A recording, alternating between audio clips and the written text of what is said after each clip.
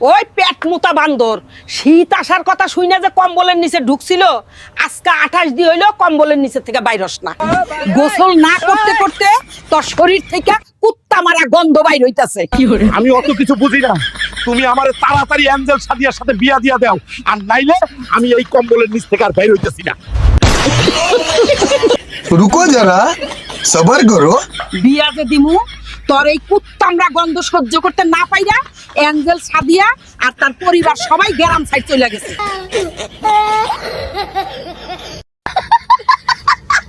না দাদি, এটা হতে পারে না। আমার সাদিয়া আমাকে একা রেখে কোথাও যেতে পারে না।